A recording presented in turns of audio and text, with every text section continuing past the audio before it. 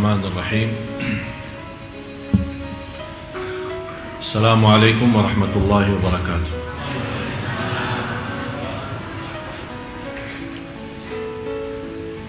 الحمد لله رب العالمين، وأشهد أن لا إله إلا الله وحده لا شريك له ولي الصالحين، وأشهد أن سيدنا ونبينا محمدا عبد الله ورسوله الصادق الأمين. اللهم صل وسلم وبارك على سيدنا محمد وعلى آله وصحبه ومن تبعهم بإحسان إلى يوم الدين. سبحانك لا علم لنا إلا ما علمتنا إنك أنت العليم الحكيم. Maha suci Allah, saya tidak memiliki ilmu apa-apa, hanya saja apa yang diberikan oleh Allah Subhanahu wa ta'ala. Alhamdulillah wa syukurillah atas segala nikmat yang telah diberikan oleh Allah Subhanahu wa ta'ala. Dan menurut saya, khususnya jamaah Masjid Agung Sunda Kelapa telah mendapatkan banyak karunia dari Allah Subhanahu wa ta'ala. Setiap waktu dan setiap saat kita bisa menikmati suasana dalam salat kita, suasana dalam ceramah kita, dan kita bisa merasakan kenikmatan di masjid saat kita beriktikaf. Dan mudah-mudahan semua amalan Bapak Ibu tidak ada yang sia-sia, dan mudah-mudahan semuanya menjadi mulia di sisi Allah Subhanahu wa ta'ala. Dan saya yakin ini semua perjuangan Bapak Ibu selama kita sama-sama mempelajari agama di masjid yang sama-sama kita cintai, Masjid Agung Sunda Kelapa ini, yang insyaAllah senantiasa ma'mur, dan insyaAllah jamaahnya juga semakin insyaAllah barakah. Saya yakin semua memperjuangkan dakwah di masjid ini demi sama-sama kita mencintai Allah Subhanahu wa ta'ala. Dan saya yakin tidak ada keraguan dalam hati anda semua yang hadir. Kalau ada orang bertanya, pasti akan anda menjawab dengan jawaban yang cukup jelas. Saya 100% dalam hati saya mencintai Allah Subhanahu wa ta'ala. Dan saya juga tidak ada keraguan terhadap Bapak Ibu dalam hal ini. Tapi masalah cinta itu belum tentu seorang mencintai Allah, belum tentu berlakunya benar, dan belum tentu kehidupannya benar, belum tentu ibadahnya benar. Malah Rasulullah sallallahu alaihi wasallam bersabda, seorang hamba Allah 60 tahun salat, tapi selama 60 tahun tidak diterima salatnya. Ditanya oleh sahabat, ya Rasulullah, bagaimana bisa terjadi seorang 60 tahun tidak diterima salatnya? Kata Rasulullah sallallahu alaihi wasallam, li'annahu la yutimmu ruku'aha wala sujudaha, karena dia tidak berusaha maksimal untuk menyempurnakan rukuknya dan sujudnya. Dan kita lihat kondisi dan keadaan banyak di antara jamaah kita yang kita sayangi dan kita cintai. Banyak di antara jamaah terlalu keburu selesaikan salatnya. Apalagi salat sunnah qabliyah ba'diyah, apalagi duha dan yang lain-lain. Kapan kira-kira saatnya kita bisa menikmati ibadah salat? Jangan sampai kita termasuk dalam ancaman hadis Rasulullah sallallahu alaihi wasallam, 60 tahun tapi tidak diterima oleh Allah Subhanahu wa ta'ala salatnya. Na'udzubillah. Mudah-mudahan kita semua menjadi orang-orang yang bisa mendekatkan dirinya kepada Allah karena salat yang khusyuk, salat yang sempurna rukuknya dan sujudnya. Marilah kita sama-sama mempelajari dan masuki kepada amalan-amalan yang bisa membawa kita, bukan hanya kita cinta Allah, tapi Allah Subhanahu wa ta'ala juga mencintai kita semua. karena mendapatkan kenikmatan dicintai Allah. Ini sebuah kenikmatan yang cukup istimewa. Banyak orang yang dilalaikan, banyak orang yang tertipu oleh syahwat, hawa nafsu dan dunia. Walaupun dia punya target mencari ridha Allah Subhanahu wa taala dan menjadikan tujuan kehidupannya, qul inna salati wa nusuki wa mahyaya wa mamati lillahi rabbil alamin la syarika lah wa bidzalika umirtu wa ana minal muslimin. Jadi orang-orang yang sudah membaca ayat ini berkali-kali di dalam iftitah salatnya, ternyata dia tidak mendalami arti daripada doa ini.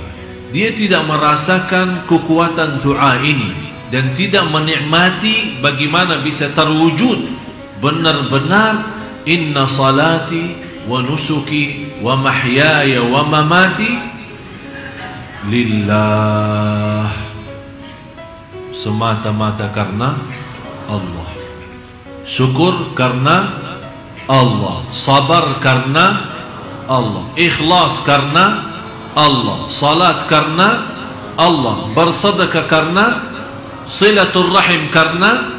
Di mana saja berada, selalu kita menjadikan diri kita dan kurbankan segala yang kita miliki karena Allah. Baru akan terbentuk, akan Allah balas mencintai kita. Amalan-amalan yang pertama,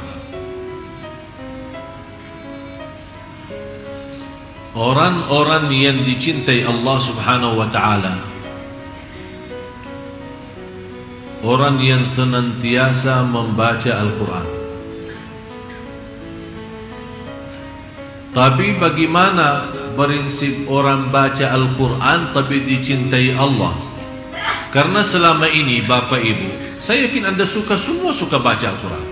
Malah ada yang saya kenal 1 minggu, 2 minggu kurang lebih khatam Al-Quran. Kurang daripada 1 bulan dia mampu khatam Al-Quran. Malah ada yang dalam 1 bulan khatam 2 kali, ada malah 3 kali. 30 juz dalam 1 bulan. Tapi masalahnya bukan berapa banyak baca, tapi bagaimana membaca. Selama ini kita membaca Al-Quran untuk mengkhatamkan. Tapi yang saya minta kali ini agak sedikit kita rubah. Bagaimana saya bisa baca Al-Quran tapi saya mendapatkan Allah mencintai saya? Yang pertama, saat kita baca Al-Quran harus Anda rasakan Allah bicara sama Anda langsung. Allah bicara sama kamu. Ya ayyuhalladzina amanu, hei orang. Yang dimaksud siapa? Saya. Rasakan. Ittaqullah. Berarti Allah mau berbicara sama diri kita sendiri. Itu yang perlu dirasakan saat kita membaca Al-Quran. Dan kita selama membaca Al-Quran, kita merasa, kata ulama, kalau mau berbicara sama Allah Subhanahu wa ta'ala, salat.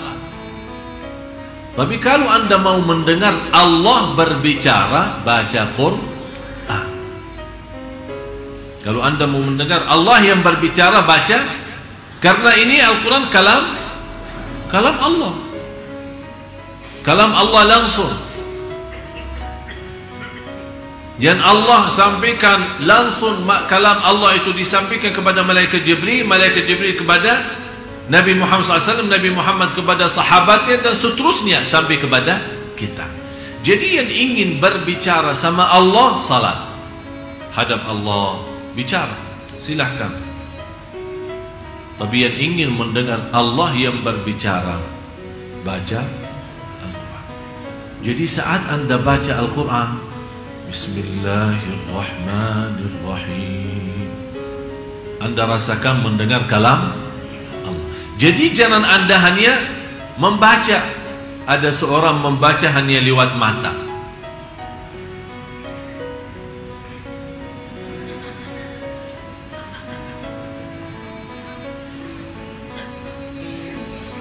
Tidak akan bisa rasa. Kenapa? Apa manfaatnya suara? Suara agar didengar oleh. Kenapa didengar oleh telinga sendiri? Kalau ada syaitan mengganggu kita, lari. Dia tidak bisa, karena ada suara keluar. Syaitan terganggu. Bukan syaitan yang mengganggu, malah dia yang terganggu. Berarti akan melarikan syaitan dari suara bacaan kita. Kalau sudah syaitan lari, berarti kita akan mampu fokus dan lebih nikmat bacaan kita.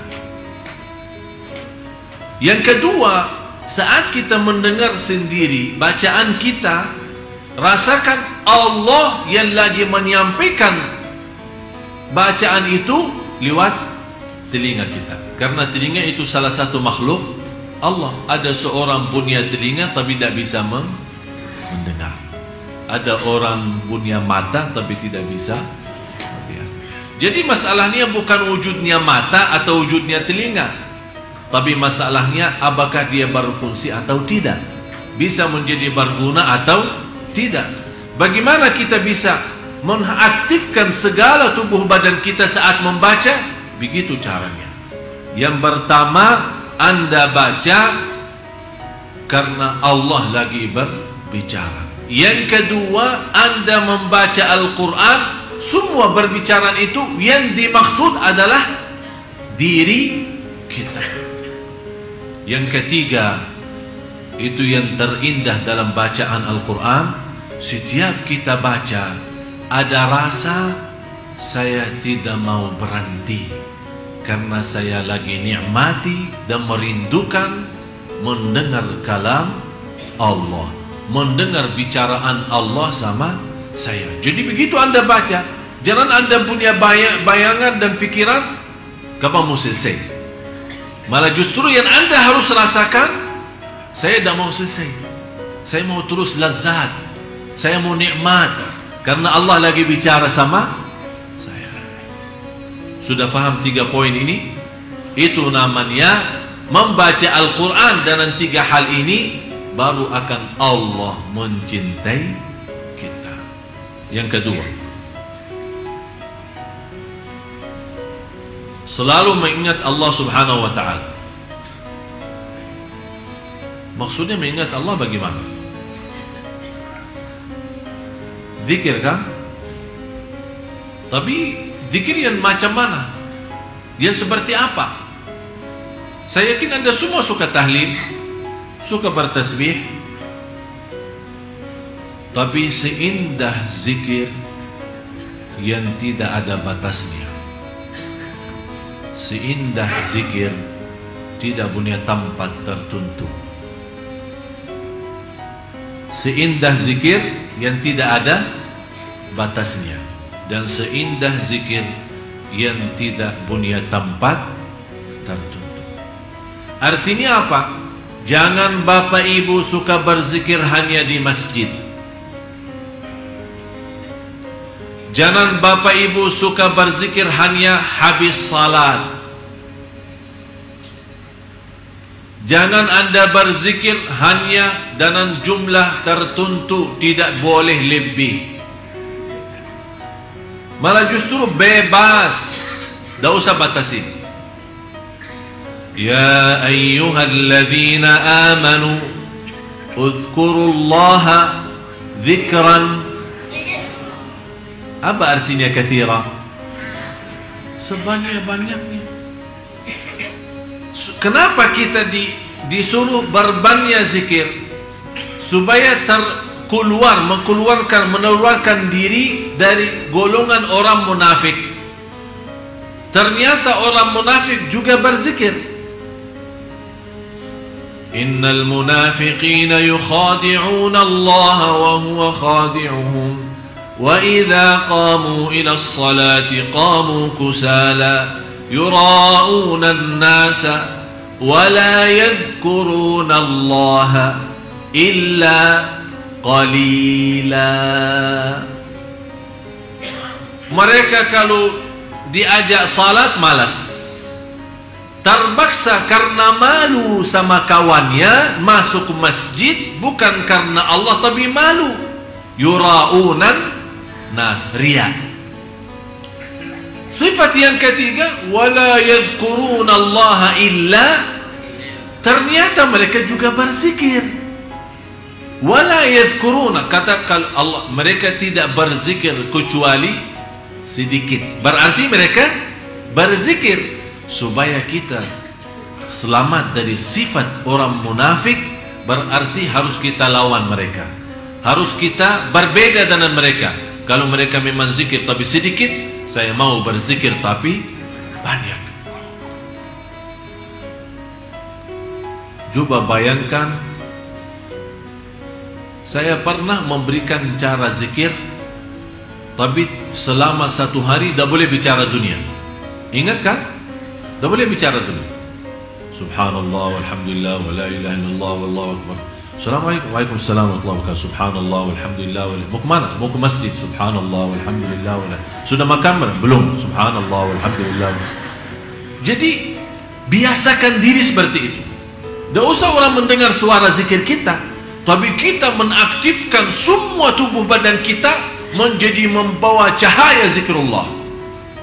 Luar biasa indahnya zikir.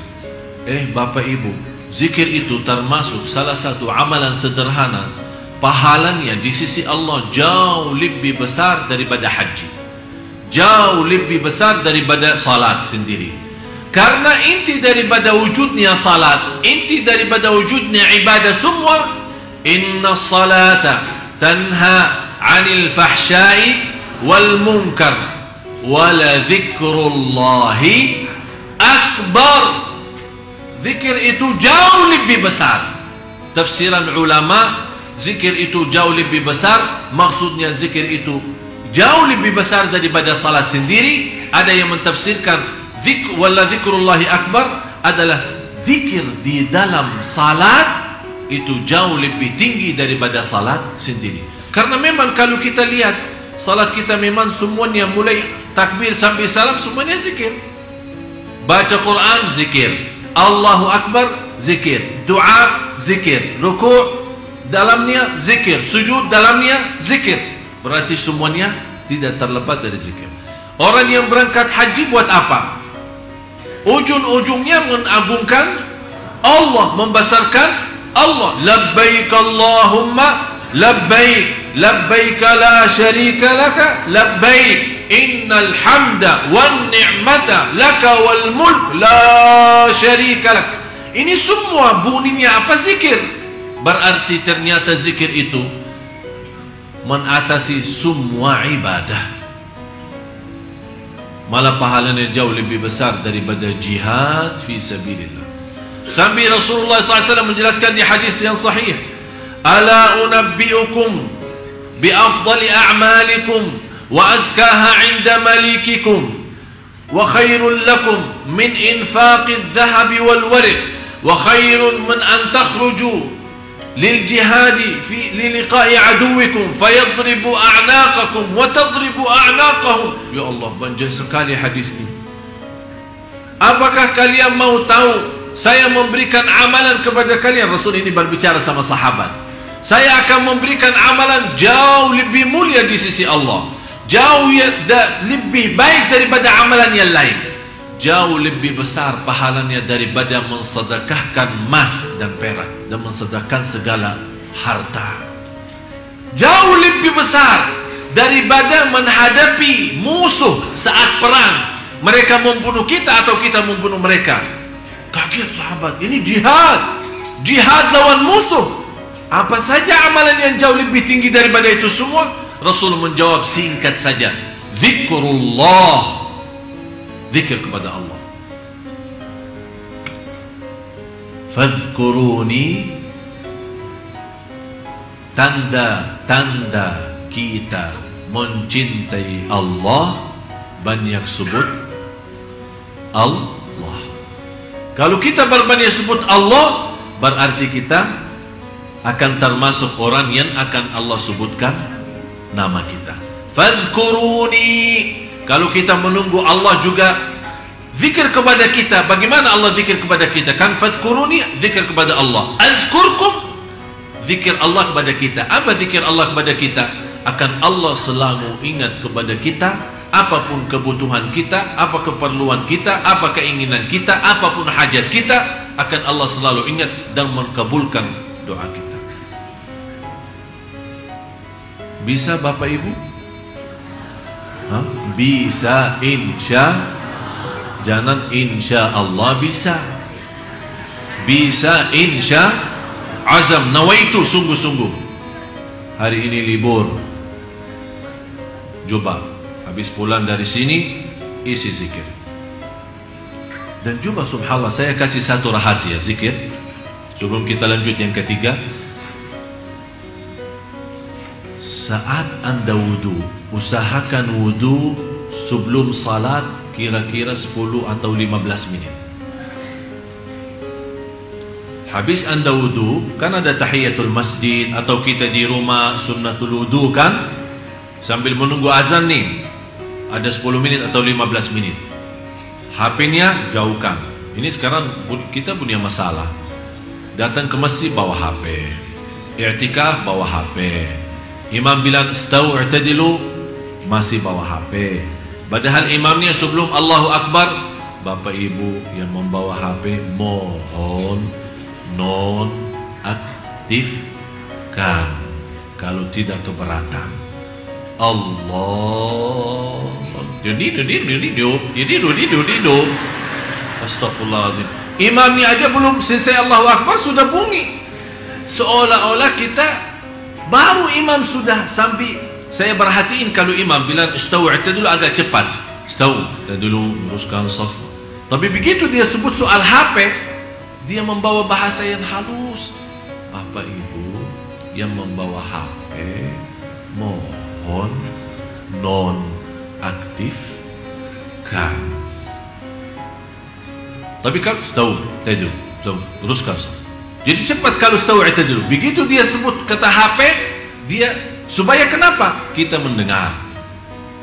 Apakah kita perlu menjadikan seorang imam seperti Umar bin Khattab?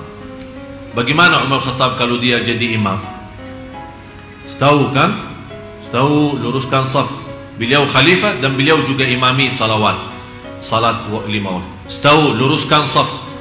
Sebelum dia takbir, dia punya tongkat. Tongkat punya kepala besar. Dia putar dalam saf-saf jamaah. Kalau safnya belum lurus, dia tidak mau lagi luruskan, karena dia sudah tadi bilang luruskan. Dia sekarang beriksa, mutar, tang langsung di kepala. Ya Allah. Habis itu yang sudah cukup lalai, begitu kata Amirul Mukminin, istau i'tadilu. Dia sudah rasa sakitnya duluan. Padahal Amirul belum meriksa safnya, hanya istau i'tadilu dia sudah megang kepala duluan. Berarti sudah tahu. Apakah kira-kira perlu begini ya? Nanti saya minta sama pengurus satu tongkat di sini supaya setiap ini mutar-mutar lah sebelum kita takbir. Jadi jamaah sekalian, inilah namanya begitu Anda wudu sebelum azan 10 menit atau 15 menit, tinggalin semua dunia, HP semua tinggalin, terus isi zikrullah. Subhanallah, kalau kita bisa seperti ini, saya yakin salat kita jauh akan lebih baik. Karena kenapa zikir sebelum salat itu? Karena dia memberikan persiapan batin, bersih semua, HP jauh semua bersih. Jadi fikiran zikir, yang dimegang tangannya boleh tasbih atau pakai jari sendiri, terus zikir. Begitu sudah masuk Allahu Akbar, ikuti dengan suara azan, dan habis azan angkat tangan berdoa. Subhanallah, indah. Belum ikamat, belum kita selesai sunnah qabliyah, kita sudah siap batin dengan cahaya zikir. Begitu masuk salat, waktu wajib kita, ternyata nikmat salat. Tolong amalan ini yang saya baru saja sampaikan, pertama kali saya sampaikan cara ini, saya mohon dipraktis dan diamalkan. Anda sendiri akan merasa, oh ternyata betul. Yang ketiga,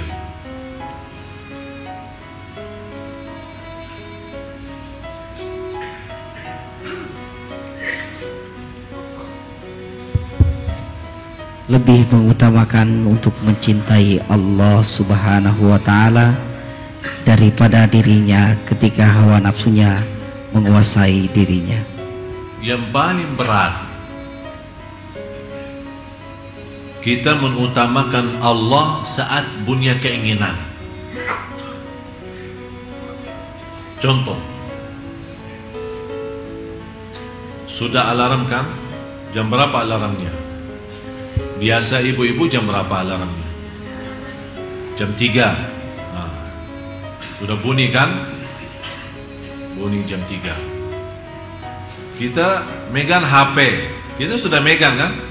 Sudah lihat. Terus matiin, off ya. Alarmnya off. Kita taruh. Di sini ada muncul dua hal. Pertama, mau enggak salat malam? Yang kedua, tidur aja. Jadi tidak ada tidur enggak ada. Tapi yang ada, mau salat malam enggak? Tidur aja. Ini yang kedua. Di sini, supaya bagaimana kita bisa mencintai Allah, di sini ujiannya. Allah melihat kita sudah nawaitu dengan alarm jam 3 atau jam 2, berarti kita sudah ada niat kan? Ada niat. Tapi ini niat tidak cukup. Harus ada bukti. Begitu kita mendengar, kalau kita tidak mendengar sampai sudah ketiduran, tapi benar-benar tidak merasa, tidak mendengar, Allah Maha tahu kondisi dan keadaan kita. Tapi Allah tidak akan memberikan keistimewaan bagi orang. Begitu dia megang HP-nya, matiin, kemudian dia tidur. Padahal ada bisikan, salat malam enggak? Tidur aja. Tapi dia mengutamakan tidurnya daripada itu, namanya tidak bakal dicintai Allah. Karena yang membuat kita bangkit dan bergerak untuk bisa salat malam, di sini kan ada katanya bisa menguasai nafsu, melawan hawa nafsu. Di sini hawa nafsu ini apa? Hawa nafsunya di sini apa? Mau tidur. Berarti tidur itu kan enak. Salat malam jauh lebih enak, tapi nafsu kita mau istirahat. Tapi hati nurani kita mau menghadap Allah. Orang yang bangun dan dia mampu melawan hawa nafsu dan semangat. Bagaimana dia semangat? Dengan zikrullah. Alhamdulillahilladzi ahyana ba'da ma amatana wa ilaihi an-nusyur. Astaghfirullahaladzim. Bismillah, tawakkaltu Allah. Bangun, baca ayat, baca ayatul kursi, baca apa saja supaya menghilangkan syaitannya. Begitu anda bangun, begitu anda wudu, Allah subhanahu wa ta'ala setiap titisan air wudu membawa dosa keluar. Begitu anda salat, akan Allah cahayakan rumah. Malaikat di langit melihat rumah itu keluar cahaya. Orangnya di dalam rumah lagi salat malam. Kalau kita sudah menjadi kebiasaan, ketika satu malam kita memang sakit, sudah alarm, sudah mau bangun, tapi sakit betul. Ternyata begitu kita bangun tapi tidak kuat. Malaikat melihat, ini rumah biasanya ada cahaya keluar. Kok ini malam tidak keluar cahayanya? Turun salah satu malaikat mau ambil berita, ini ada apa? Begitu mereka turun, salah satu malaikat, oh orangnya lagi sakit. Naik lagi, dia sampingkan pada malaikat, orangnya lagi. Semua malaikat di langit rapat mendoakan, ya Allah sembuhkan. Subhanallah. Berarti malaikat sendiri menhayati cahaya salat malam kita. Sebagaimana kalau kita keluar malam, kita kadang-kadang melihat langitnya terang, kan? Itu katanya cahaya dari langit turun. Tapi kapan bisa cahaya dari bumi naik? Jangan sampai malaikat melihat malah ternyata gelap. Semua gelap. Karena cahaya yang bisa tembus ke langit bukan lampu PLN ya, bukan listrik ya. Tapi yang bisa tembus ke atas adalah semua cahaya nurani kalbu kita saat kita lagi salat malam. Oleh karena itu, salah satu amalan yang bisa membawa kita dicintai Allah, harus Anda mampu menguasai dan melawan hawa nafsu kita. Terutama saat merasa nafsu kita ingin sesuatu duniawi, ingin istirahat, ingin tidur, ingin mencari rizki tapi yang haram, tidak mau membedakan halal haram. Tapi di situ kita lawan, karena nafsu kita, mohon maaf, jiwa kita itu kan istilahnya mau yang enak-enak saja, tidak mau capek, yang enak-enak saja. Tapi begitu kita lawan, bukan yang enak diri saya, tapi yang enak Allah. Apa yang dienak Allah, apa yang disenang oleh Allah, apa yang diridai oleh Allah. Di situ kita selalu menanamkan dalam jiwa kita adalah kekuasaan hanya di tangan Allah. Jangan sampai memberikan nafsu kita yang memiliki kekuasaan. Di situ kita lama-lama akan memiliki hati yang sudah rusak. Begitu kita mau perbaiki, susah memperbaikinya. Yang keempat,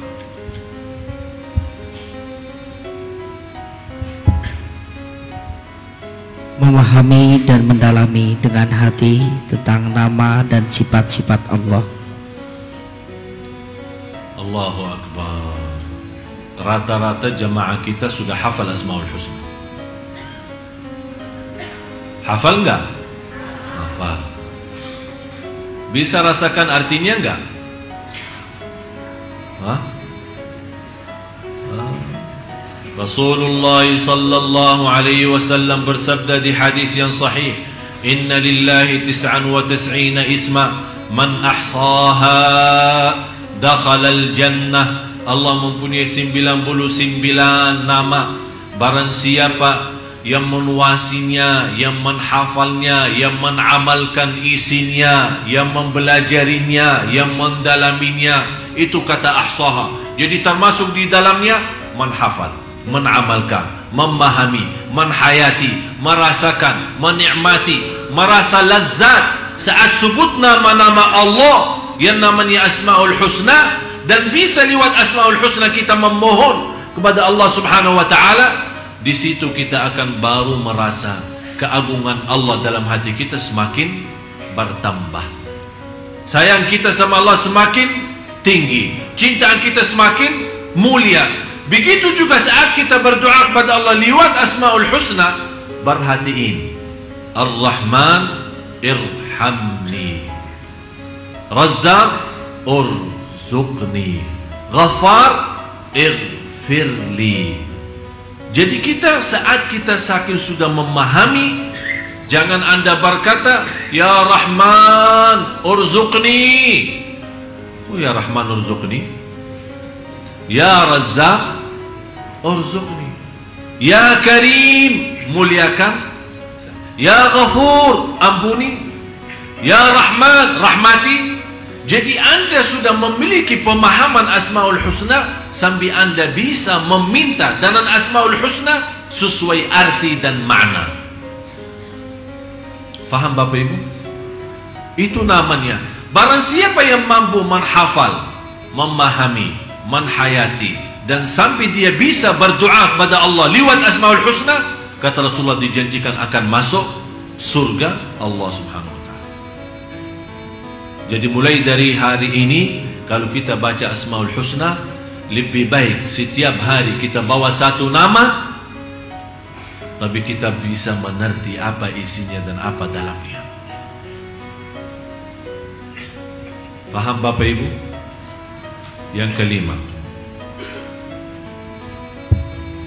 kepasrahan hati di hadapan Allah Subhanahu wa ta'ala. Bagaimana pasrah hati? Maksudnya keluarin hati dari dada kita terus kasih ke Allah. Apa itu pasrah hati? Hah? Intinya begini, dalam ibadah, dalam mencari rezeki, saat kita makan, saat kita tidur, saat kita jalan menuju ke masjid, saat kita berjalan mencari nafkah, saat kita di mana saja berada, hati kita selalu merasa tidak punya upaya dan tidak punya daya untuk melaksanakan sesuatu kecuali dengan Allah. Terwujud benar-benar la haula wala quwata illa billah. Dan pasrah yang tertinggi adalah pasrah kalbu. Istilah lain, tawakal yang tertinggi tawakal kalbu. Maksudnya apa tawakal kalbu? Saat kita keluar rumah, doanya apa? Bismillah, tawakkaltu ala Allah, la haula wala quwata illa billah. Ini ucapan cukup tinggi, ucapan cukup sempurna. Tinggal apa? Ucapan lidah sudah baik, tinggal hati. Jangan sampai pas kita keluar rumah, Bismillah, tawakkaltu ala Allah, la haula wala quwata illa billah, tapi di dalam hati masih merasa, alhamdulillah saya sehat, masih muda, saya bisa berlaku sesuatu. Ini bicara sama siapa? Sama hati. Yang seharusnya memantapkan ucapan ini, Bismillah, tawakkaltu ala Allah, la haula wala quwata illa billah, bukan hanya lidah yang mengucapkan, tapi hati juga ikut mengucapkannya. Pasrah total lahir batin, Allah segalanya, kun fayakun. Begitu Anda keluar membawa doa keluar rumah, Anda merasa, ya Allah, memang saya sudah berikhtiar berdoa, tapi segalanya di tangan-Mu ya Allah. Pasrah dengan yakin, saya kemana saja pergi, akan Allah menjadikan hati saya hari ini puas. Puas iman, mendapat rezeki dan kecukupan, dan senantiasa diterima segala amal dan perjuangan. Yang keenam, melihat kebaikan dan nikmatnya baik yang lahir maupun yang batin. Salah satu yang bisa Anda mendapatkan dicintai Allah, harus Anda selalu mengingat nikmat Allah. Fikirkan nikmat-nikmat Allah kepada kita. Wa amma bi ni'mati rabbika fahaddits. Yang kita selalu lupa, kita sibuk mensyukuri nikmat, tapi lupa mensyukuri yang memberikan nikmat. Kita sibuk menikmati nikmat, tapi kita lupa mensyukuri yang memberikan nikmat. Kita sibuk untuk menghadapi cobaan, tapi kita lupa minta tolong dari yang memberikan cobaan. Jadi selalu kita bayangkan, jangan Anda melihat posisi ujian.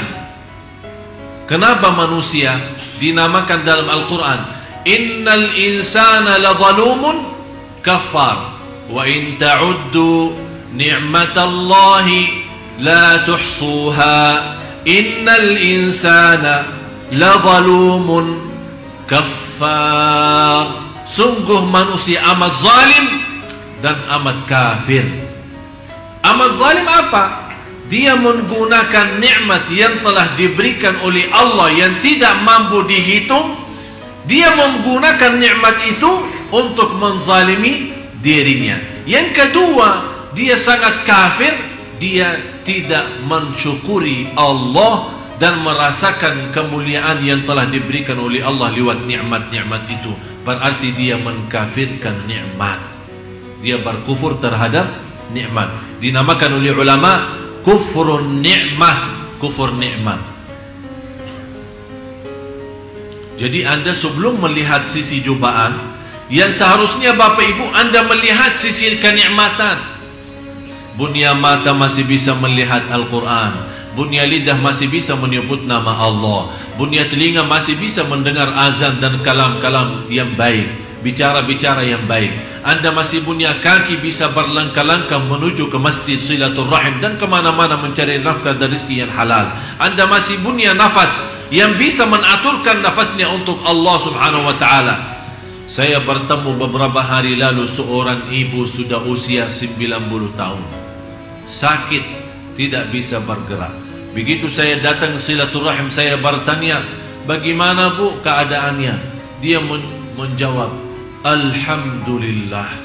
Tapi dalam kata Alhamdulillah benar-benar tersentuh hati saya.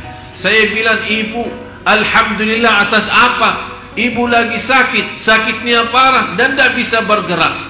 Dia menjawab, Alhamdulillah masih bunya 3. Bunya hati terisi iman, bunya lidah menyebut nama Allah, bunya akal masih bisa sadar siapa diri saya terhadap Allah. Dia sudah tidak melihat sakitnya, tidak melihat kakinya yang tidak berfungsi, tidak melihat tubuhnya yang tidak bisa bergerak, tapi dia melihat nikmat, bukan melihat ujian. Di situ dia merasa kenikmatan cukup besar, malah dia merasa masih kekurangan syukur. Itulah namanya hamba yang dicintai Allah. Karena kita orang mencintai Allah, semua nikmat terhitung.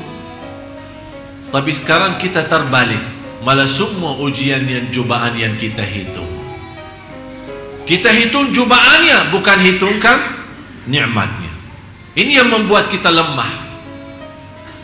Wa amma bi ni'mati rabbika fahaddits. Oleh karena itu jamaah sekalian, begitu Anda diuji Allah, jangan lihat apa itu ujiannya, tapi lihat berapa masih tersisa nikmat yang lain. Kalau Allah berikan 100 nikmat, yakini yang ujiannya hanya 2, masih Anda masih bisa menikmati 98. Jangan Anda rugi iman gara-gara kehilangan 2 nikmat. Akhirnya mendapatkan cobaan yang jauh lebih besar adalah kehilangan iman dan kehilangan syukur. Tidak usah fikirin sebagaimana ibu yang tadi. Dia sudah tidak melihat sisi sakitnya dan tidak melihat umurnya dan tidak melihat dia tak bisa bergerak, tapi dia masih bisa merasakan iman, yang kalbu yang terisi iman. Lidah masih Allah izinkan untuk sebut nama Allah, dan akal masih bisa sadar. Kata ibu, saya kenal banyak keluarga saya, malah jauh lebih muda daripada umur saya, tapi sudah istilahnya bikun ya, sudah tidak bisa nyambung. Tapi dia masih bisa, begitu dengar azan, dia bisa berfikir, oh ini salat, ini waktu salat, ini waktu Quran, ini waktu zikir, ini nikmat besar. Begitu dia merasa nikmat seperti ini, walaupun dia merasa hanya memiliki 3 dibanding ujian, ternyata 3 itu jauh lebih besar, memberikan keringanan menghadapi cobaan dan ujian. Oleh karena itu Bapak Ibu, salah satu yang memberikan energi dan kekuatan menghadapi cobaan dan ujian, jangan lihat ujiannya, tapi lihat kenikmatan nikmat-nikmat yang masih ada. Jangan sampai Allah cabutkan nikmat itu, malah bertambah kita rugi dunia dan rugi akhirat. Na'udzubillah. Yang ke-7,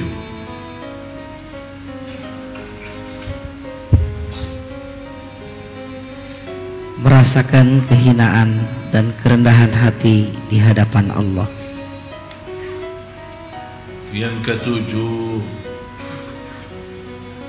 subhanallah.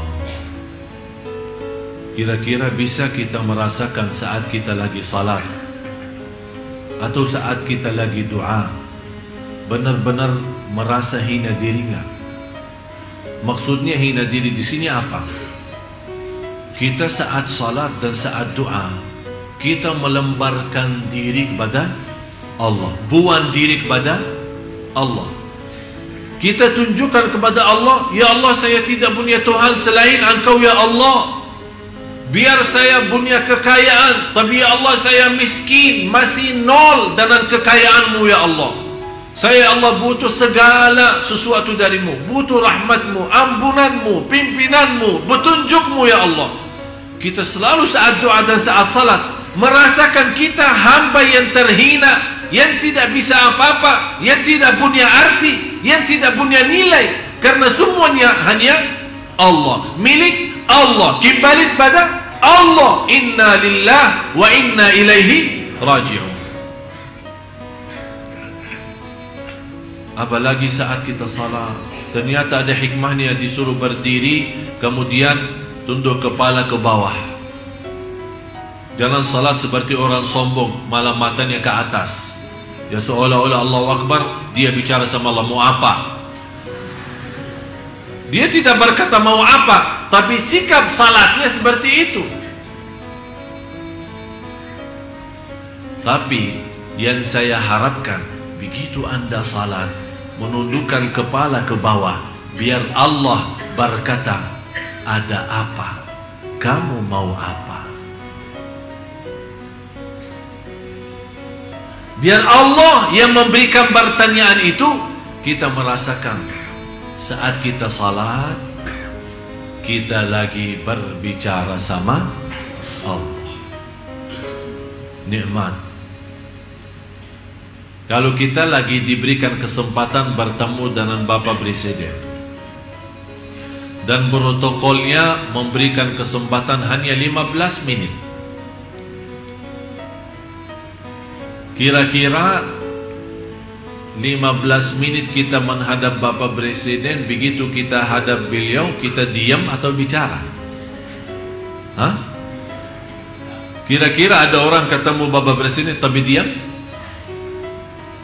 Dia begitu mendapatkan kesempatan dan dia merasa Bapak Presiden ini bisa menyelesaikan hajat saya, bisa membantu urusan-urusan saya yang belum bisa kelar karena kepala negara. Berarti kita begitu sampai, barangkali kita tidak memberikan kesempatan dia berbicara. Kita aja yang bicara.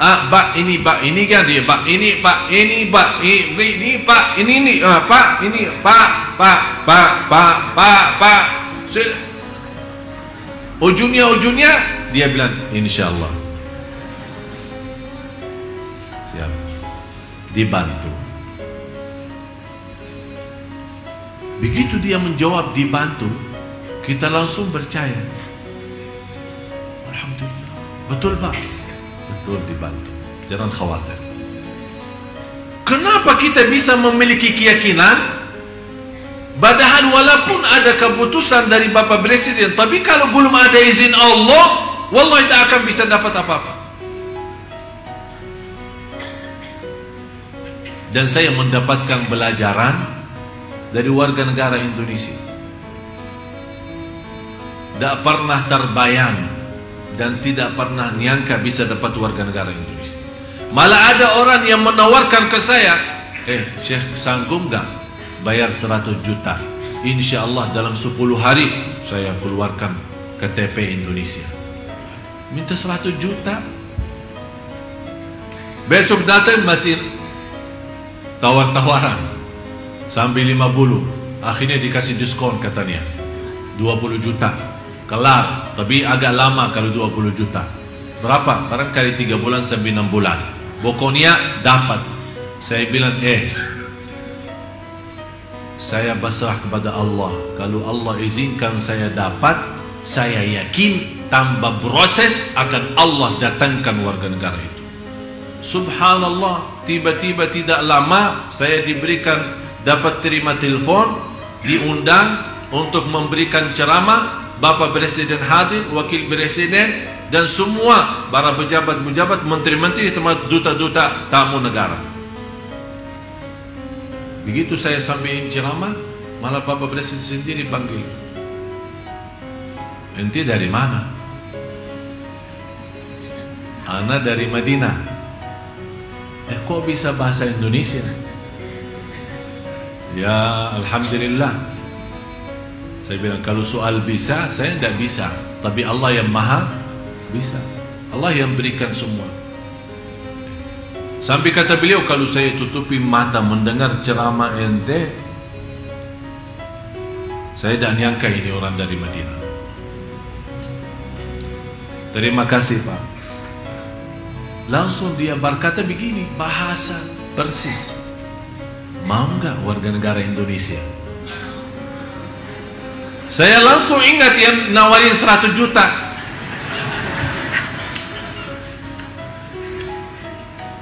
Sambil saya berkata, gratis Pak ya?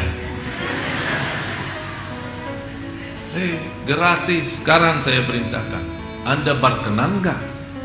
Saya bilang terima kasih, penghargaan bagi saya Pak. Kita pemain bola aja sudah kita kasih warga negara, sampai sekarang tidak dapat juara. Udahlah, mudah-mudahan dan kita membaga buatmu mendapatkan warga negara, insya Allah bisa membawa masyarakat Indonesia menjadi makmur. Begitu bahasa beliau. Langsung belum saya berhenti mau pulang, langsung dipanggil Pak Menteri Hukum dan HAM. Segera bantu Tuan Syekh Ali. Begitu bahasa beliau. 8 hari persis ditelepon, saya masih di luar negeri. Segera, ini Pak Menteri sendiri yang telepon, suruh datang menghadap beliau. Begitu saya pulang dari Malaysia ketemu beliau, tak sampai 15 menit, tehnya belum selesai minum teh. Langsung kelar surat, ditanda tangan sama Pak Menteri, ini ada perintah daripada presiden saya untuk memberikan warga negara. Saya ingat kata ini yang ketujuh. Saya merasa saat berdoa kepada Allah Subhanahu wa taala, ya Allah, kalau memang Anda punya rencana untuk saya di Indonesia, ya Allah, saya tidak punya upaya dan daya, malah saya merindukan Madinah daripada Indonesia. Tapi Allah, saya milih aturan Allah, saya milih bantuan Allah, saya milih dan mengutamakan apa yang Allah berikan, saya terima. Subhanallah, Allah tunjukkan demi hari ke hari, demi waktu ke waktu, demi masa ke masa, setiap waktu Allah tunjukkan kepada saya bagaimana dahsyatnya Allah dan kekuasaannya Allah. Yang saya harap semua Bapak Ibu jamaah sekalian, terutama saat berdoa, Anda harus merasa hina diri, miskin, fakir, dhaif, lemah, tak bisa apa-apa, tak punya upaya, tak punya daya, tak bisa mau kemana. Dan merasa di ujung doa Anda berdoa, ya Allah, kalau Engkau hanya mendengar doa orang saleh, bagaimana saya yang masih banyak dosa mau kemana? Kalau ya Allah Engkau hanya menerima doa orang saleh, ya Allah bagi saya yang masih banyak dosa mau kemana lagi? Kita tunjukkan. Dan saking adil dan kasih sayangnya Allah, bukan Allah hanya menerima doa orang saleh, ternyata Allah juga kasih sayangnya kepada orang yang berdosa dan bermaksiat. Kalau dia bertaubatan nasuha, taubat yang benar dan memohon kepada Allah dengan benar, akan Allah terima doanya dan kabulkan hajatnya. Buktinya, setiap hari kita berdoa dan setiap hari Allah berikan nikmat, kita lupa mensyukurinya. Ini sebenarnya salah satu cara Allah menambahkan nikmat kepada kita, tapi kita tidak sadari, berarti Allah sudah menerima doa kita, tapi kita belum sadar nikmat yang kita minta belum kita dapat. Oleh karena itu, periksa diri kembali. Harus kita merasa diri miskin sama Allah. Ya ayyuhan nas, antumul fuqara'u ilallah. Manusia, semuanya dalam keadaan miskin kepada Allah. Yang ke-8,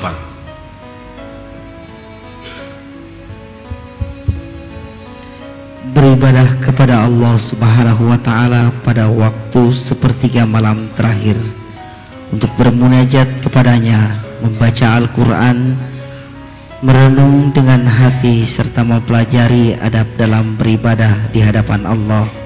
Kemudian ditutup dengan istighfar dan bertaubat. Saya kasih amalan yang ke-8, seindah istighfar. Ingat ya, seindah apa?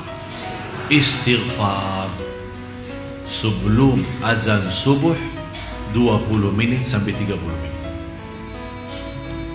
Di dalam Al-Quran dinamakan Al-Ashar, waktu sahur.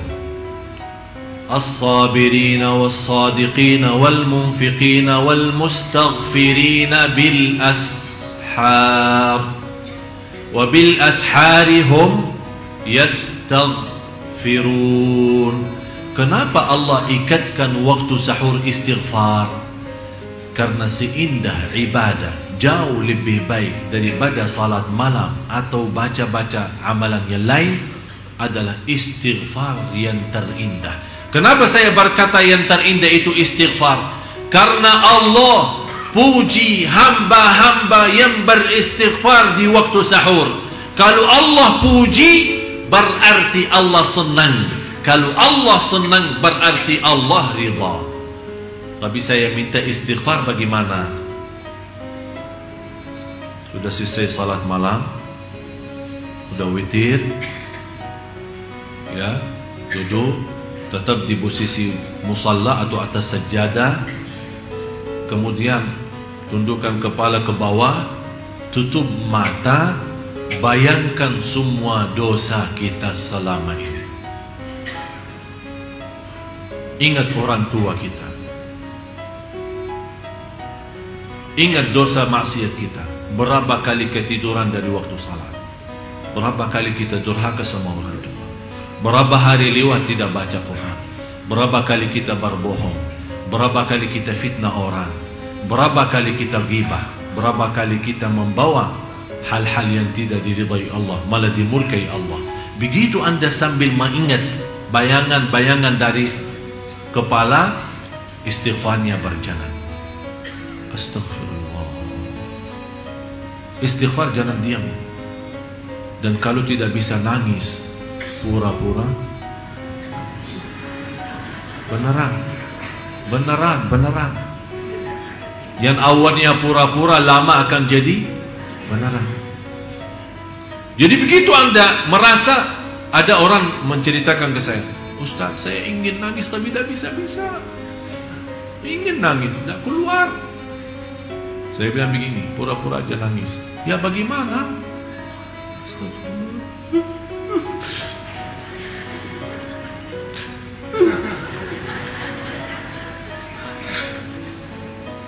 Belum keluar air mata,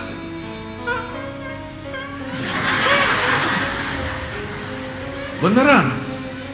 Ini salah satu ikhtiar kita. Karena kenapa kita berusaha mau keluarin air mata? Karena air mata itu adalah obat sikat kalbu. Tahu kalau baju lagi, kadang-kadang kalau masukin mesin cuci tidak bersih kan? Apa yang diperlukan? Ini kalbu ini perlu. Apa itu? Air mata obatnya. Air mata. Bisa enggak? Bisa, insya. Demi Allah jamaah sekalian, kalau anda bisa merasakan keindahan seperti ini, demi Allah tidak perlu lama istighfar. Hanya 10 kali saja, sudah nangisnya minta ampun. Sudah nangisnya minta ampun. Sampai ada satu saat akan bengkak mata, saking nangis. Malah mau berhenti nangis tidak bisa. Kalau anda sudah bisa sampai ke martabat itu, sampai anda mau berhenti nangis tidak bisa, berarti sudah anda tersuntuk dicintai Allah. La ilaha illallah. Mau saya ajak anda nangis? Mau nangis ya? Beneran? Ya nanti kita doa. Yang ke-9, berkumpul bersama dengan orang-orang yang mencintai Allah Subhanahu wa Ta'ala secara jujur, memetik perkataan-perkataan yang baik dari mereka, serta tidak berbicara kecuali meyakini adanya kebaikan ketika berbicara, yang diketahui akan menambah kebaikan keadaanmu dan bermanfaat untuk orang lain. Berkumpullah sama orang-orang saleh. Bapak ibu semua yang hadir, terutama ibu-ibu, jangan sampai di antara ibu-ibu dan bapak-bapak tidak punya kawan orang saleh. Maksudnya orang saleh apa? Saleh benar, salihah benar, cinta masjid, lembut perbicaraannya, halus bawaannya, dermawan, akhlaknya mulia, tidak pernah suka marah, tidak pernah suka fitnah orang, selalu menjaga lidahnya, selalu menjaga perasaan orang lain, senantiasa menjadi berguna bagi orang lain, suka bersilaturrahim, selalu ada di masjid, suka ceramah, suka mendengar, suka majlis ta'lim, suka beramal salih. Harus bapa ibu masing-masing memiliki kawan orang salih salihah, tapi salih salihah yang istimewa. Kenapa saya minta salih salihah yang istimewa? Nanti kata ulama, kalau orang salih itu masuk dalam surga dan dia kenal kita baik, begitu dia duduk di dalam surga berkumpul dengan orang salih yang lain, karena kita dekat sama beliau, dia ingat kita waktu berkumpul sama kita di dunia. Dia bertanya, ya Allah, ini kawan saya, mana dia ya Allah? Kata Allah, kawanmu lagi disiksa di neraka. Kata orang salih, ya Allah, mohon maaf, saya tidak akan bisa puas menikmati surga kecuali dengan kawan saya itu. Allah terima syafaatnya orang salih itu dan membawa orang yang dosa dari neraka masuk surga. Ternyata ada guna bagi orang salih nanti di hari kiamat. Bapak ibu, jangan di antara kita tidak punya kawan orang salih banget.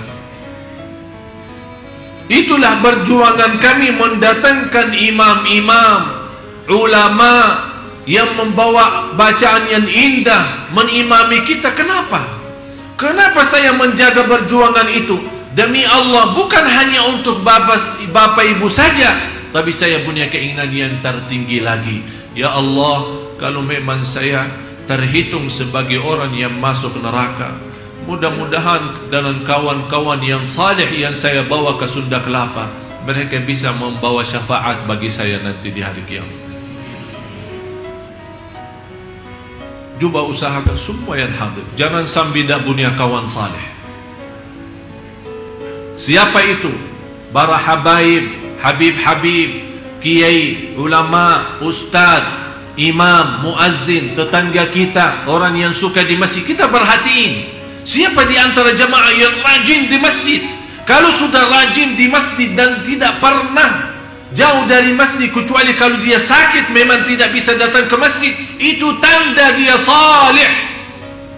Langsung jaga, jangan lepas, datang ke dia, dekat sama dia, minta doanya, salaman, kenalkan diri anda, sebutkan nama, supaya besok dia nanti dalam surga, kalau dia merasa kehilangan kita, dia bisa ingat, ya Allah, ada fulan bin fulan, kawan saya di dunia, yang selalu namparin saya, yang selalu kenalkan nama dirinya ke saya.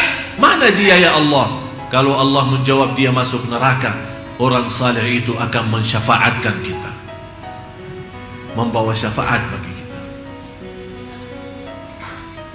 Semua yang hadir, Allah saksi. Ya Allah, Engkau maha saksi. Di antara jamaah yang hadir, Engkau ya Allah merahasiakan di antara jamaah ada hamba-Mu yang salih-salih.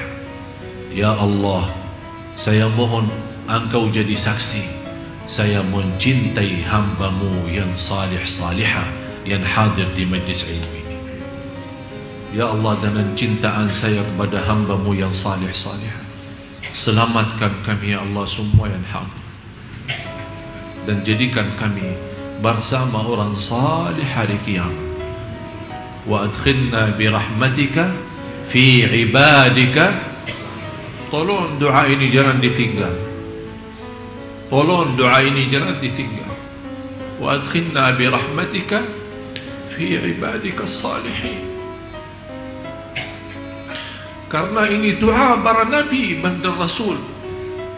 Para nabi dan rasul berdoa itu, ya Allah, jadikan saya bersama orang salih, apalagi kita. Kalau para nabi dan rasul sudah minta, ya Allah, jadikan kami dalam rahmat-Mu bersama golongan orang salih, apalagi kita jamaah sekalian. Mudah-mudahan kita semua bersama orang salih di dunia, bersama orang salih nanti di hari kiamat, dan juga bersama orang salih dalam surga Allah Subhanahu wa taala. Amin ya rabbal alamin. Yang ke-10, menjauhi atau menghilangkan hal-hal yang menghalangi hati dari mengingat Allah Subhanahu wa taala. Tolong periksa kembali apapun hal-hal yang menghalangi kita dari Allah. Dunia, jauh dari dunia. HP, jauh dari HP. Usaha menjauhkan kita dari masjid, usaha menjauhkan kita dari zikrullah, usaha melalaikan kita dari kewajiban kita yang jauh lebih utama, tinggalkan karena Allah. Karena Rasulullah bersabda, man taraka syai'an lillah awadahu Allahu khairan min. Barang siapa yang meninggalkan sesuatu karena Allah, akan Allah gantikan yang lebih baik. Jangan sampai kita menjadi orang alhaakumut takatsur, dilalaikan oleh kebanggaan, kekayaan, harta, dunia, kesibukan. Lalai, kapan sadar? Hatta zurtumul maqabir. Tapi kalau sudah zurtumul maqabir, artinya sudah masuk dalam maqabir, sudah masuk dunia kubur. Apa arti sadar saatnya? Tidak ada arti. Jangan sampai kita menjadi orang yang masuk dalam golongan alhaakumut takatsur. Karena di ujung alhaakumut takatsur, thumma latus'alunna yawma idzin 'anil na'im. Rasulullah sallallahu alaihi wasallam ketika satu saat berduduk sama Sayyidina Abu Bakar, sahabat-sahabat yang lain, ada Sayyidina Uthman radhiyallahu an, Rasulullah SAW makan dan minum. Begitu dibawakan minum air, air itu agak dingin, apalagi musim panasnya Madinah. Begitu Rasulullah minum air yang dingin di musim panas, merasa enak bangetnya, enak, sejuk. Karena suasana panas, tapi jus itu atau minuman itu atau air itu benar-benar membuat kita enak banget, sejuk, terasa nikmat. Begitu Rasul habis minum air, nangis sallallahu alaihi wasallam. Sahabat, ya Rasulullah, kenapa nangis? Apakah air itu ada masalah? Kata Rasulullah, akan Allah tanyakan kita terhadap nikmat air dingin itu di musim panas. Apakah sudah syukur atau belum? Thumma latus'alunna yawma idzin 'anil na'im. Itu yang akan ditanyakan oleh Allah. Coba periksa di rumah kita, macam-macam makanan sampai kita bingung membawa kemana, akan ditanyakan oleh Allah. Minuman apa lagi? Begitu anda menikmati minum jus atau minuman yang lain, tolong ingat, thumma latus'alunna yawma idzin 'anil na'im. Ini alhaakumut takatsur, salah satu surah yang membuat Rasulullah nangis. Mari sama-sama kita berdoa.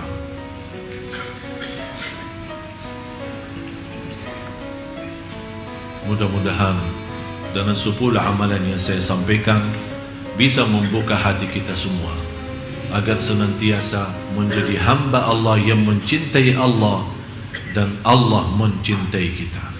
Amin ya rabbal alamin. Bismillahirrahmanirrahim. Alhamdulillahi rabbil alamin. Segala puji bagimu ya Allah. Segala nikmat yang kami miliki ya Allah, semuanya darimu ya Allah. Engkau maha ya Allah memberi segala nikmat. Nikmat mata, nikmat telinga, nikmat lidah yang masih bisa menyebut namamu ya Allah. Nikmat akal dan kesadaran yang masih bisa mengingat kewajiban kami terhadapmu ya Allah. Nikmat kaki yang masih bisa berlangkah-langkah dengan lancar dan sehat walafiat menuju ridhamu ya Allah. Nikmat tangan nikmat tangan ya Allah, yang selama ini kita masih bisa menikmati megang kitab-Mu ya Allah.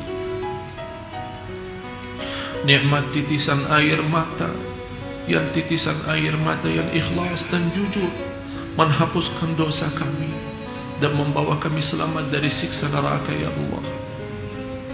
Ya Allah, maafkan kami karena kami tidak pantas dan tidak mampu mensyukuri segala nikmat yang segitu banyak, dan kami tidak mampu menghitungkan nikmat-Mu ya Allah, apalagi mensyukurinya.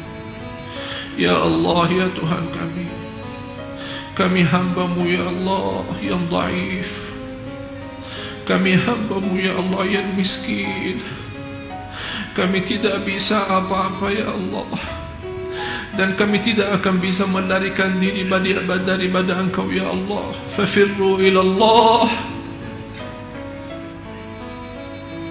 Saat kami berlaku dosa maksiat, kami sangat malu di hadapan-Mu ya Allah. Tapi tetap walaupun kami malu atas dosa maksiat kami tidak akan bisa melarikan kami jauh daripada-Mu ya Allah.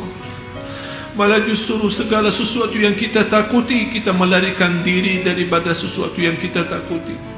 Tapi kalau ya Allah kami merasa takut kepada-Mu ya Allah, kami akan melarikan diri kami kepada-Mu ya Allah.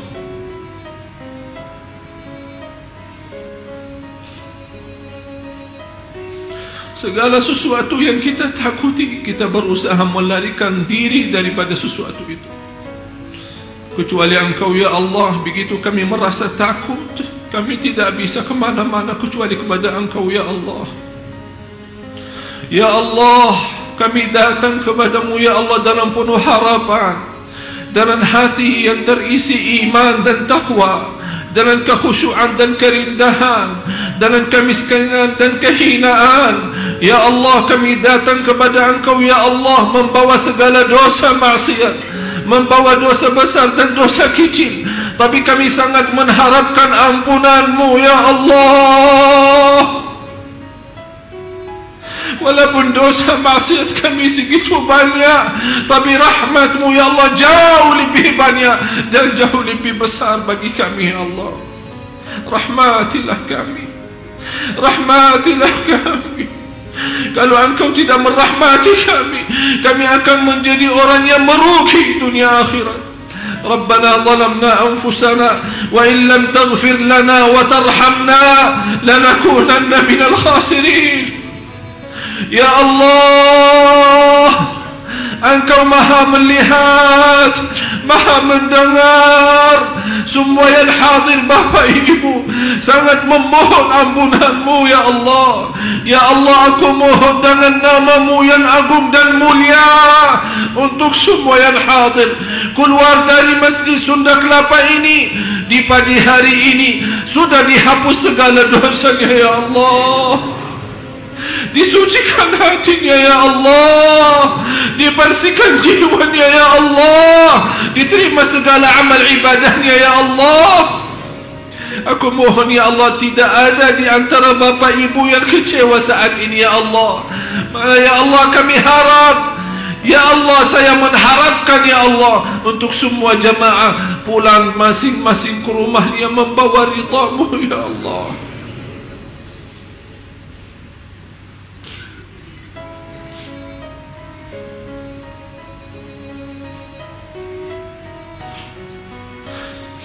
Karena bagi kami ridha-Mu segalanya ya Allah.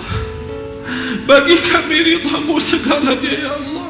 Kalau Engkau ridha ya Allah terhadap kami akan bahagia lahir batin ya Allah. Kami akan nikmat sisa umur kami karena Engkau ridha ya Allah.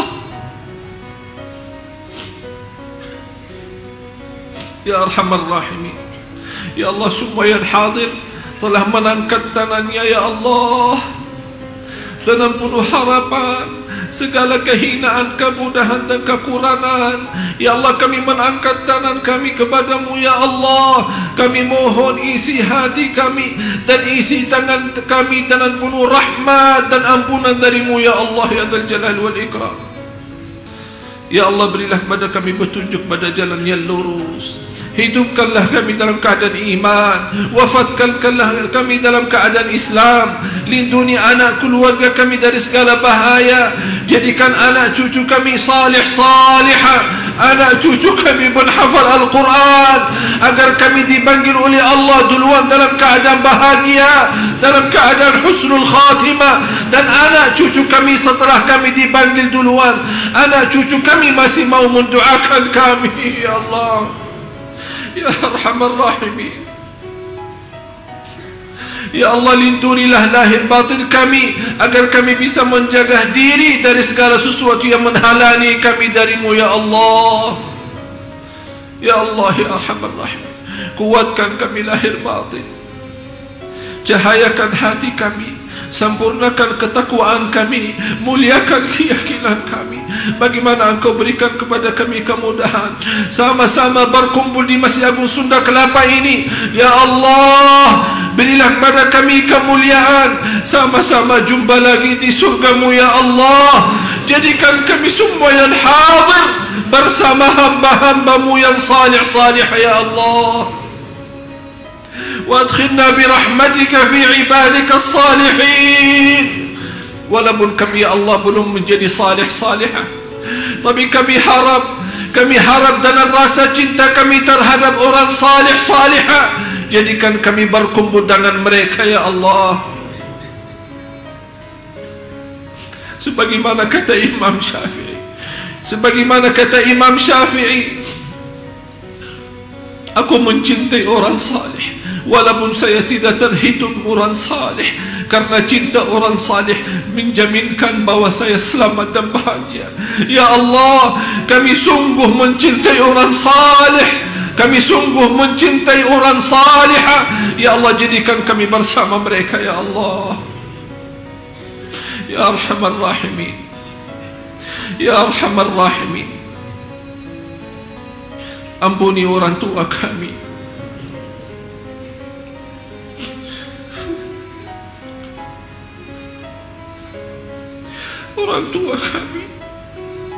orang tua kami yang telah meninggal dunia membutuhkan doa kami di saat ini. Ya Allah, Ya Allah, kirimkan pahala majlis ilmu kami. Ya Allah, kirimkan cahaya sedekah kami di pagi hari ini. Ya Allah, kirimkan berkat dan cahaya doa kami untuk orang tua kami yang telah meninggal. Ya Allah, Ya Arhamar Rahimin,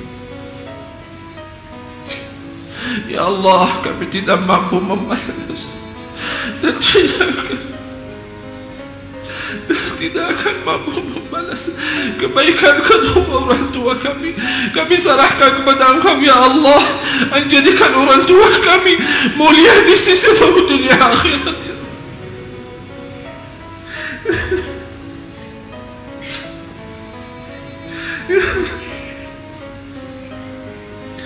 Ampuni durhaka kami terhadap orang tua kami.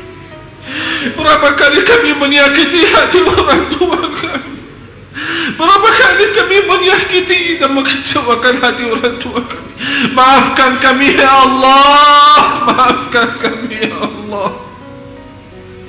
maafkan durhaka kami ya Allah. Jangan menhukumkan kami atas durhaka kami ya Allah. Ampuni saudara kami muslimin muslimat, mukminin mukminat yang hidup yang telah wafat. Ya Allah, segala amal ibadah dan perjuangan kami untuk Sunda Kelapa, untuk mendatangkan para imam-imam dan para salih, ya Allah, jadikan atas nama jamaah semua yang hadir menjadi sedekah jariah. Ya Allah, menjadi sedekah jariah. Ya Allah, menjadi sedekah jariah bagi semua yang hadir. Ya Allah, selama ya Allah, selama saya di Indonesia memperjuangkan untuk umat Indonesia, umat Islam di Indonesia, ya Allah, aku mohon lipatkan dan tercetak nama Bapak Ibu semua yang hadir dalam perjuangan ini, dan diterima segala sedekah jariah dan amal ibadah. Ya Allah, Ya Arhamar Rahimin, Ya Arhamar Rahimin, Ya Arhamar Rahimin. يا أرحم الراحمين ارحمنا يا أرحم الراحمين ارحمنا يا أرحم الراحمين ارحمنا, karena kami hamba-Mu ya Allah membutuhkan rahmat-Mu, sangat kami memerlukan rahmat-Mu dan pimpinan-Mu. Ya Allah, pimpinlah kami dalam sisa umur hidup kami ya Allah, agar sisa umur hidup kami menjadi yang terbaik selama ini dan mengakhiri hayat kami dengan sebaik-baiknya husnul khatimah birahmatika ya arhamar rahimin. Ya Allah, inilah doa kami. Engkau pernah janji dalam kitab-Mu, ud'uni astajib lakum, berdoalah padaku, aku janji akan nerima doa-Mu. Ya Allah, inilah doa kami, inilah doa kami dengan keyakinan dan penuh harapan Engkau menerima sesuai janjian-Mu. Inilah doa kami sesuai perintah-Mu dalam kitab-Mu. Ya Allah,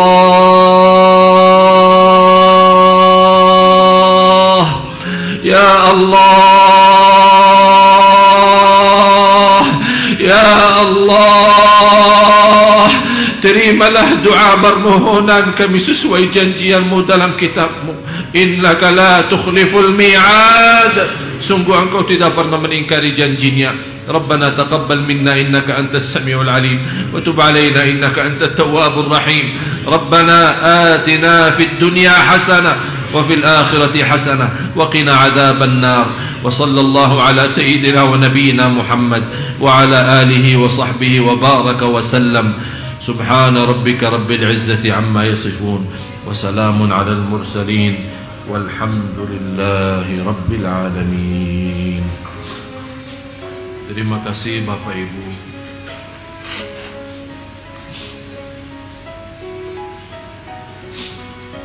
Saya mohon semua yang hadir, saya mohon semua yang hadir, tolong kalau lagi sendirian, lagi salat malam atau lagi habis baca Al-Quran dan mengangkat tangannya sendiri berdoa, saya mohon dengan segala hormat, tolong doakan saya. Saya mohon dengan segala hormat, tolong jaga amanat ini, doakan saya supaya Allah tetap kuatkan saya lahir batin. Saya dari kemarin tidak sempat 10 menit saja istirahat, tidak sempat. Dari kemarin full, layani tamu, layani ini, layani itu. Ini semuanya insyaAllah lillahi ta'ala dan kemudian untuk Bapak Ibu. Oleh karena itu tolong doakan saya supaya tetap sehat walafiat dan tetap istiqamah atas iman Islam dan tetap bisa memiliki kekuatan berjuang untuk umat Islam di Indonesia agar Indonesia masa depan insya-Allah akan jadi lebih baik. Mohon maaf kurang lebihnya, wabillahi taufiq wal hidayah. Akhirul kalam, sama-sama subhanakallahumma wa bihamdik asyhadu an la ilaha illa anta astaghfiruka wa atubu ilaik. Wassalamu alaikum warahmatullahi wabarakatuh. Waalaikumsalam warahmatullahi wabarakatuh.